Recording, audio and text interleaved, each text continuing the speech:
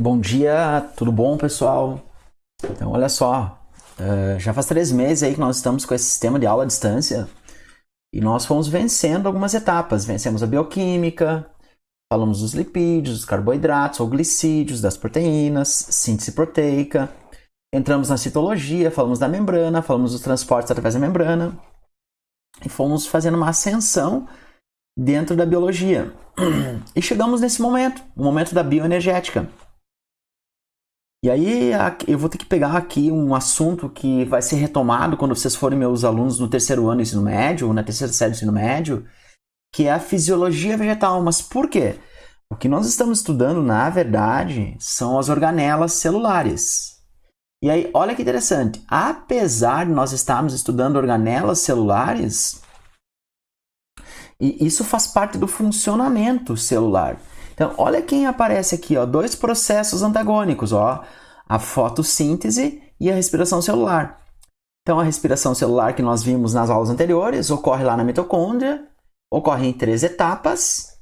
As etapas são subsequentes, porque uma etapa gera produtos e energia para outra etapa, que é a quebra de compostos orgânicos com a utilização de oxigênio, pelo menos nas 2 últimas etapas. Essa é a respiração celular da mitocôndria.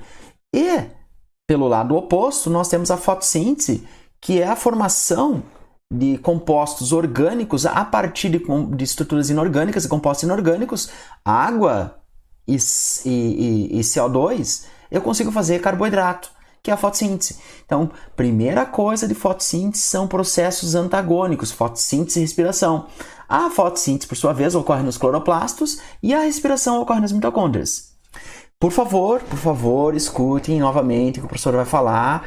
A fotossíntese não é a respiração das plantas. Por quê? Como vocês estão vendo aqui, respiração é um processo, fotossíntese é outro processo, tá? Quem faz fotossíntese? Quem faz fotossíntese são algas, bactérias e plantas. As plantas do reino vegetal, as algas do reino protoctista e as bactérias lá do reino Monera ou reino Ar, que é o reino bactéria. Então é isso que eu quero deixar bem claro. Continuando aqui na nossa sequência, por que é que nós vamos falar de fotossíntese? Porque nós estamos trabalhando a organela cloroplasto. Cloroplasto, antes de ser cloroplasto, é um tipo de plasto. O plasto é uma organela formadora de cloroplastos, o plasto é uma organela formadora de leucoplastos, o plasto é uma organela formadora de outros plastos. Então, ela é uma organela celular, é um organoide celular que faz parte do citoplasma figurado. Lá no citossol, eu tenho as organelas. Então, olha que interessante, ó. A fotossíntese não é uma exclusividade das plantas, tá? E nem uma exclusividade das folhas, mas a folha é o órgão da planta especializado na fotossíntese. Tanto é que ela tem uma forma laminar para capturar luz. E aí, aqui algumas coisas, né, importantes mais para a terceira série do ensino médio, que são os estômatos, que é onde lá na folha da planta o oxigênio sai, no caso da fotossíntese, o oxigênio entra, no caso da respiração. Mas o nosso, e obviamente, a clorofila, o CO2 que estão envolvidos. Mas o nosso foco aqui é se basear um pouquinho na organela, no cloroplasto. Aqui só para fazer uma contextualização, ó. Quando se começou a pensar que as plantas ou os vegetais faziam algo inverso dos animais. Olha que interessante aqui, ó, esse experimento bem antigo, ó, um experimento de mais de 200 anos desse cientista que fez o seguinte, simplesmente ele colocou planta com uma cripta de vidro e ratos com uma cripta de vidro. O que acontece? Como isso aqui estava hermeticamente fechado, a planta deu uma murchadinha, mas permaneceu viva. E o rato, o que aconteceu? Morreu. Do mesmo modo, desse experimento, ele colocou rato com planta e ele percebeu que o rato demorava mais tempo para morrer. E o que acontece? Supôs que algo utilizado pelo rato fosse produzido pela planta, e isso era o oxigênio.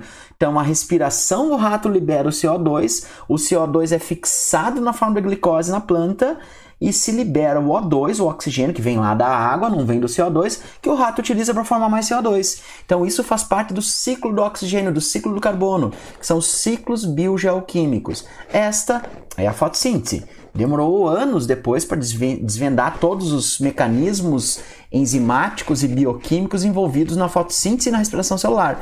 Mas eu noto aqui que eles são processos inversos.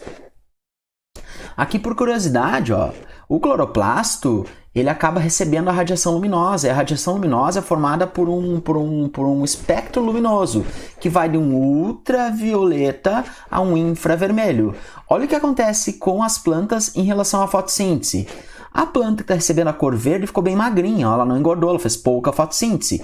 Entretanto, a planta que recebeu a radiação, o comprimento de onda lá na faixa do vermelho, ficou bem gordinha, significa que ela fez bastante fotossíntese. Olha só, a violeta, a azul, quais as duas cores mais interessantes para a fotossíntese? É o vermelho longo e o azul, tá? Mas em primeiro lugar, o vermelho. Aqui é o espectro luminoso, é uma coisa mais da física, para mostrar que a luz branca é formada por um conjunto de radiações. Cabe ressaltar que os objetos têm as cores que eles refletem. Então, cuidado!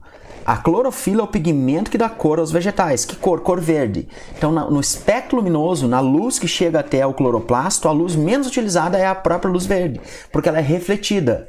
Olhem essa maçã está recebendo o conjunto do espectro luminoso, o conjunto de cores, e está refletindo o vermelho. Óbvio que está refletindo outras cores, mas a absorvância das cores, ou seja, a absorção de radiações e essa energia luminosa que chega até a planta, ela é absorvida na forma de energia luminosa e transformada em energia química.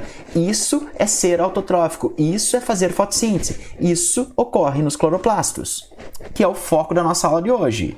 Aqui mostrando novamente que reflete a cor verde.